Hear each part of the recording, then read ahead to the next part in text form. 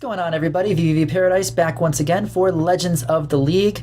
This week, episode 2, have one of the most requested personalities from after the first episode. I am here today with Sp4zie joining us. And Sp4zie, how are you doing today? Thank you for joining us from the other side of the world.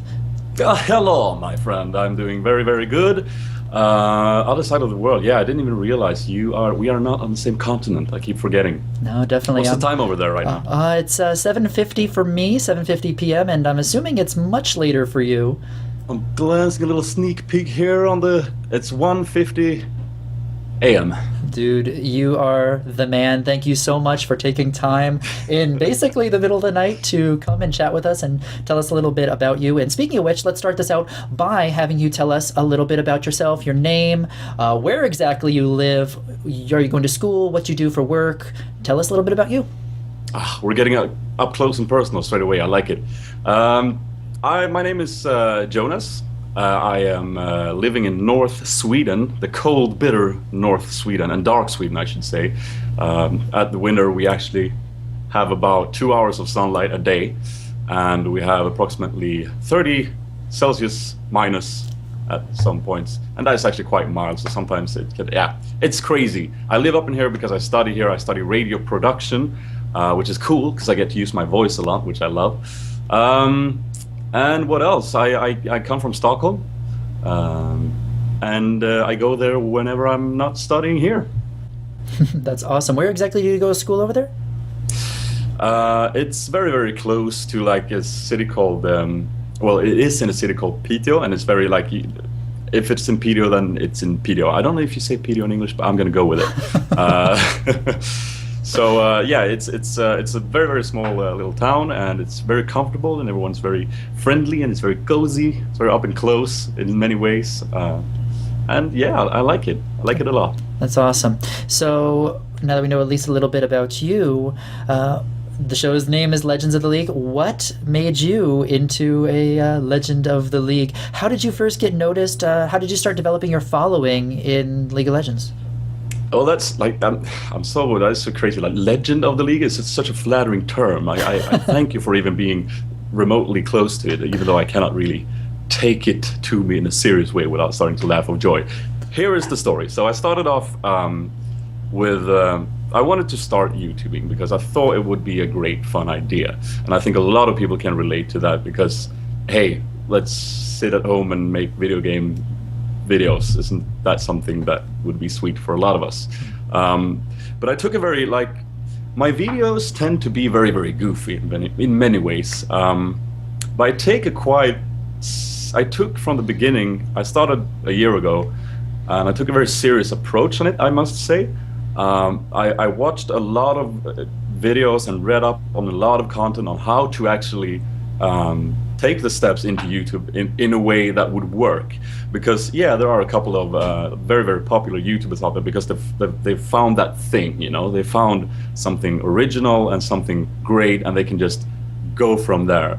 But for us other 99% of the YouTube community, we kind of have to, you know, go at it in a quite more, I don't know, I like the sensible look on it. So what I did was I'm a huge YouTube consumer myself.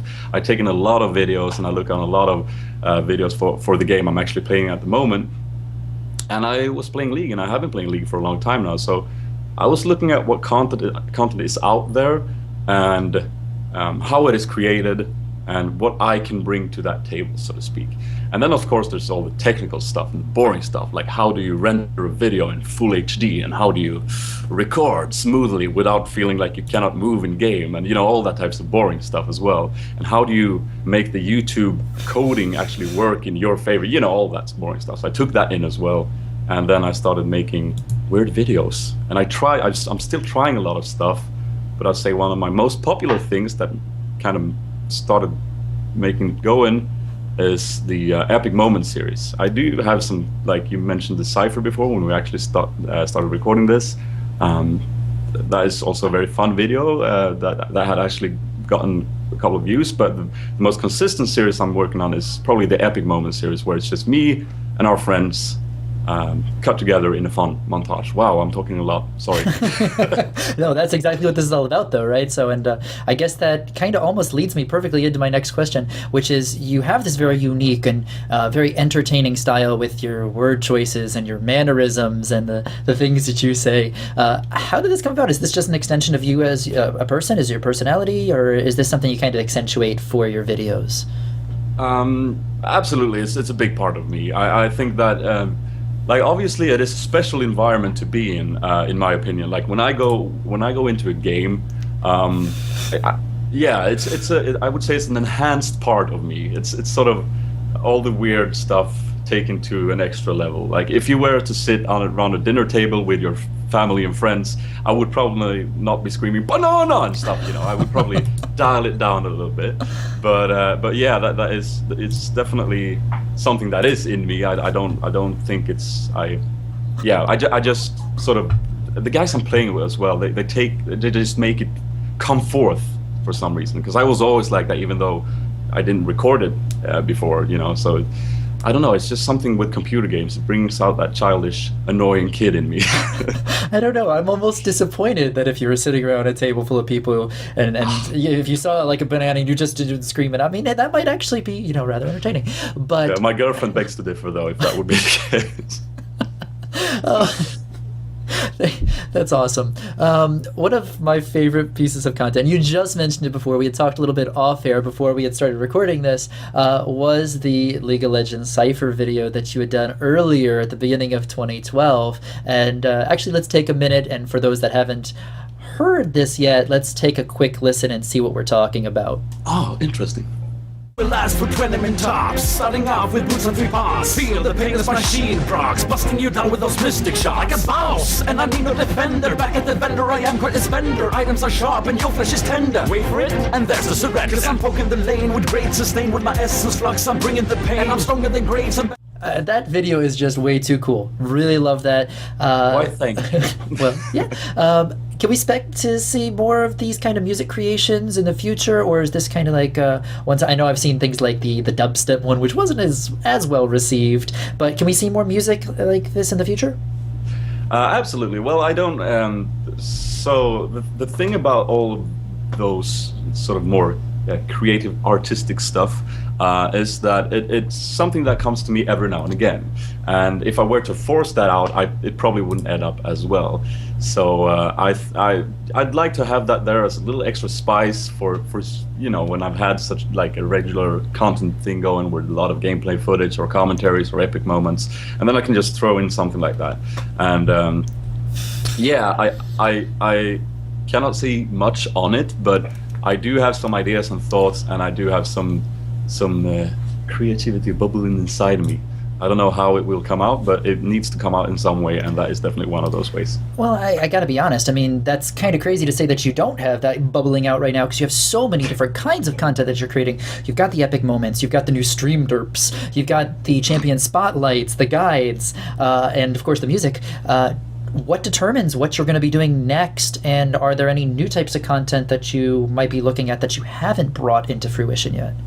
That's an interesting question. The thing is, there is a lot of content because I'm still trying out a lot of stuff, and a lot of the videos I put out there, I ask my wonderful and terrific followers what they think about it and where they think I could take different approaches and stuff like that. It's something I do still, and I think I will be doing for some time. Honestly, it's just to do with what I feel like in a way. And that can probably be frustrating as a viewer, because you might want a particular type of content, and that is the only content you want. But again, I think that I put quite a lot of work in editing and putting together, even though the result is just me screaming a lot of times. I do put a lot of editing work and thought process behind it. And if I were to force that because of the requests of it, I don't think it'll turn out that good. So the reason I have so much content is because I'm trying stuff out, and in the future I cannot say. Right. Yeah, I mean, that totally makes sense. And kind of almost echoes back to something that I've learned from creating content now for the past 3 years as well, which is that feedback is so critical to the entire creative process because it really helps mold and just improve your content as it ages. Now, I guess we should kind of almost switch gears completely here because there's something right next to you that I kind of want to talk about. I mean, we've got people in the League of Legends. I know, whatever could I be talking about?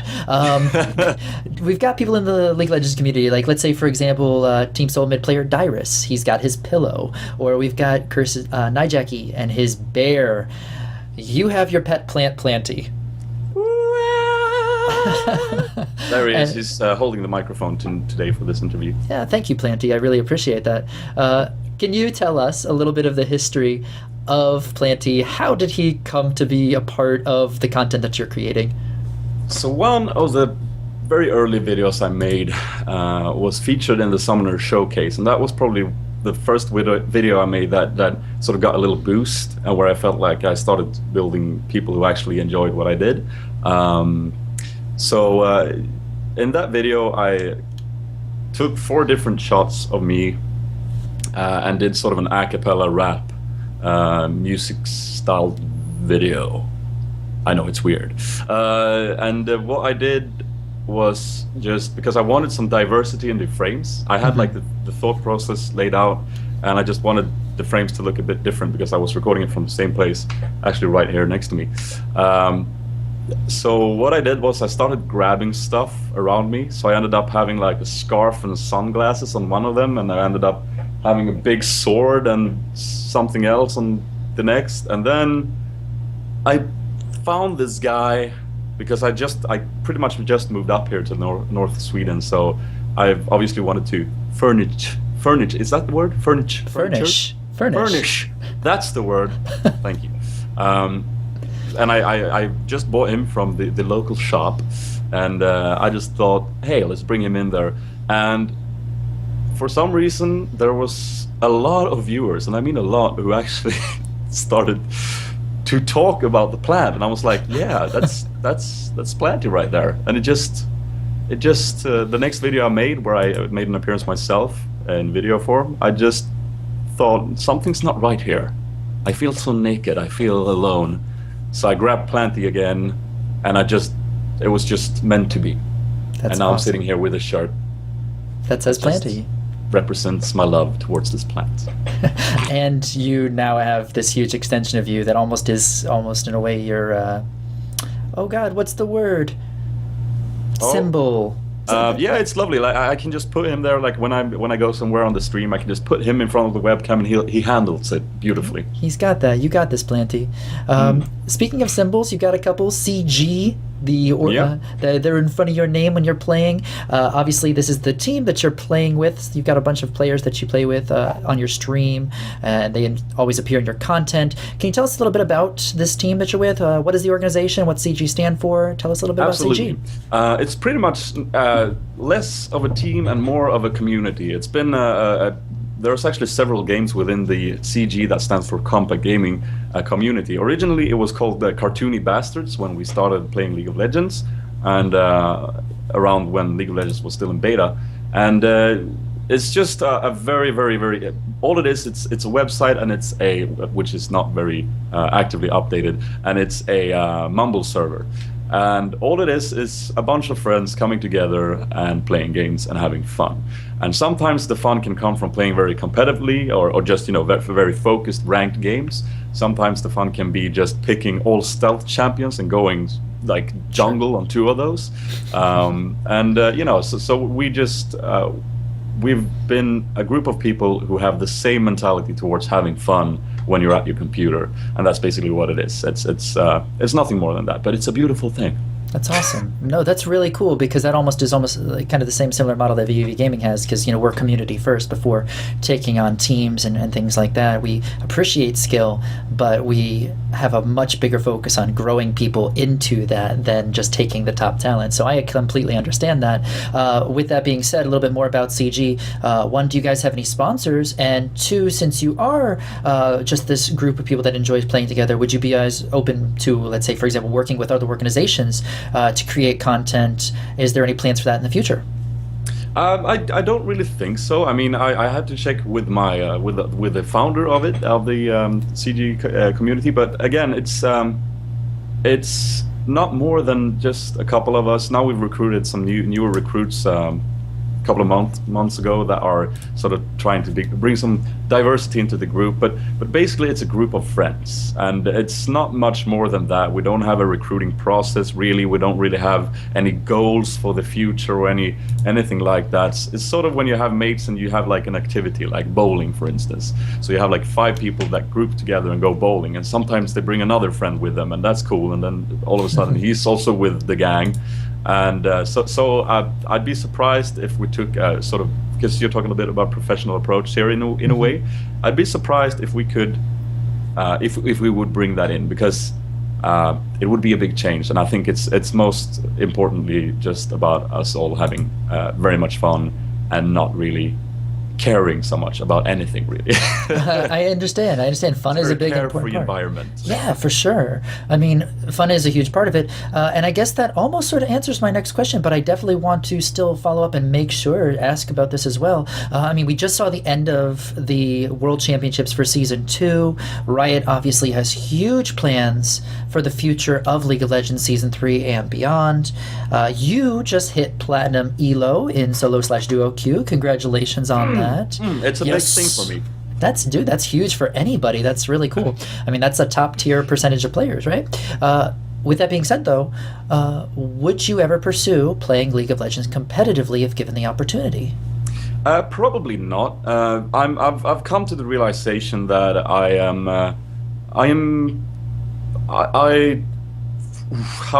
need to be careful here because I want to get this right. I am more about, I can't say enjoy the game, but I'm more about enjoying the game on a childish level. Now, some would disagree on my notion here that I'm saying you can't really do that competitively, and I understand that.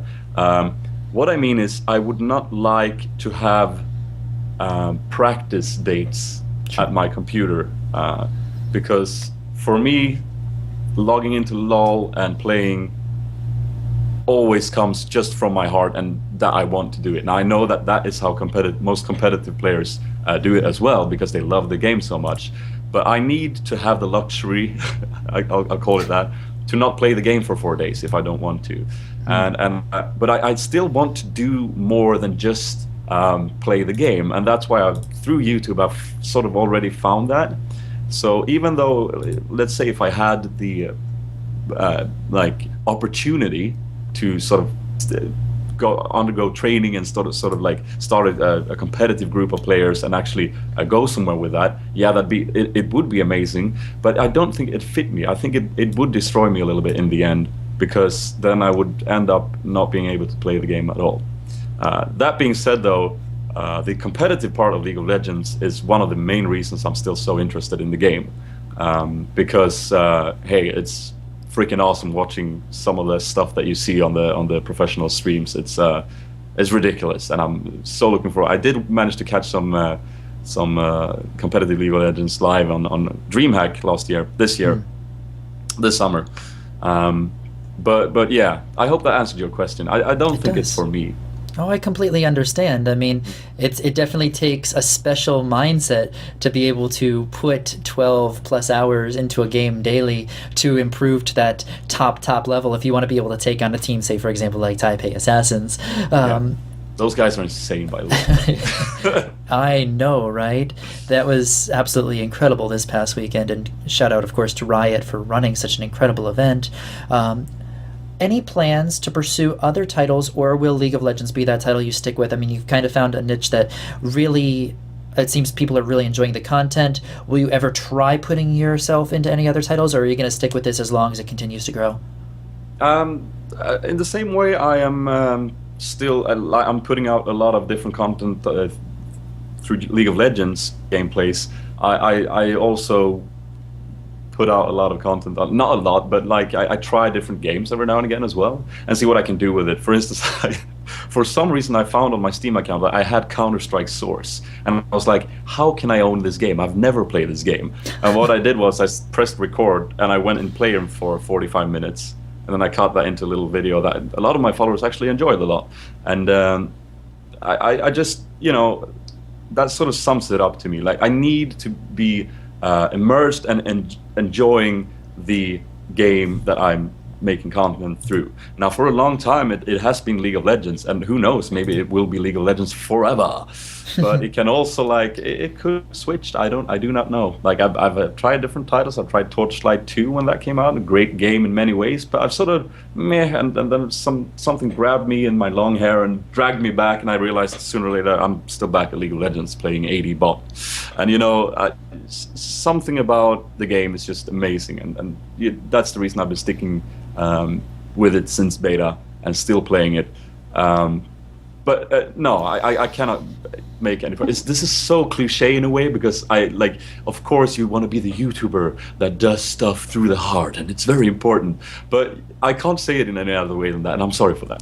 It's totally okay. I mean, hey, to be fair, the way Riot's switching up the game, they've already put it on the forums today that they're going to be switching up masteries for Season 3, and I've read about them redoing all the items for Season 3, so the game's going to stay fresh. It's just a matter of seeing if the passion's there. You're spot on right there. It's also the fact that Riot is able to keep it a little bit fresh all the time. It's sort of what I said about Orcs Must Die 1 when it came out.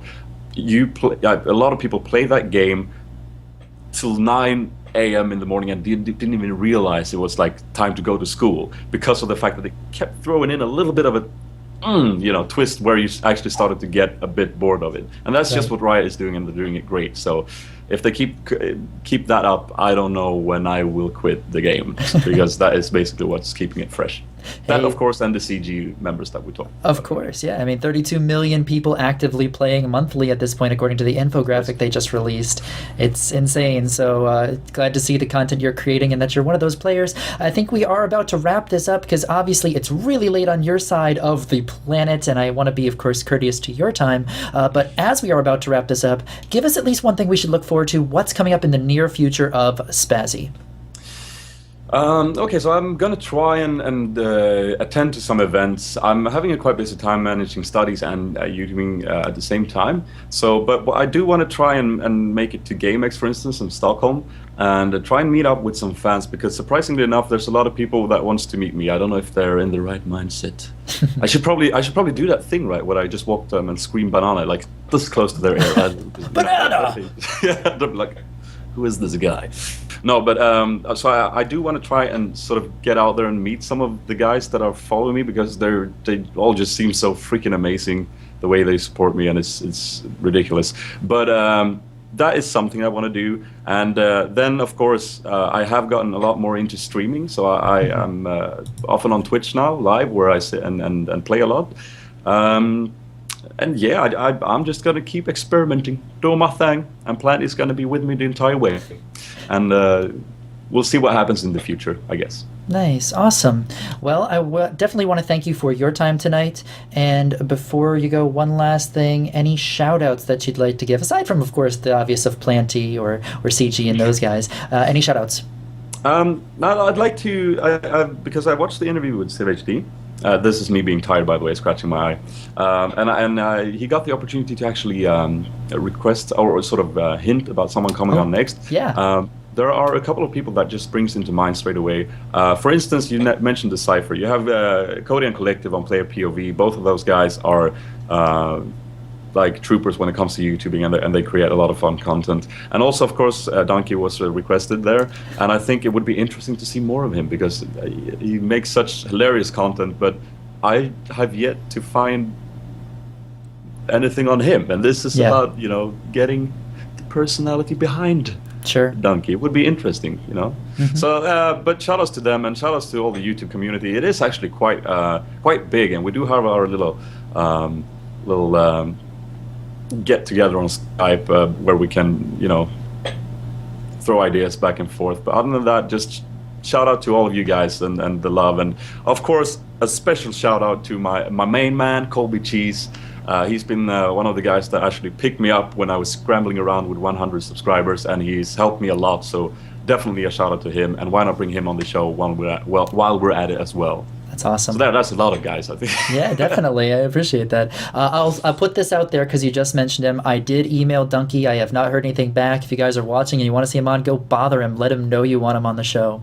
And then we'll see if we can get him on and learn a little bit more about his personality, because I'd absolutely love to have him on in the future. And as for having people on and loving them and things like that, Sp4zie, you've been absolutely great. Thank you so much for joining us and taking your time out and sharing a little bit about you, and so we can just learn a little bit more about the man behind the name.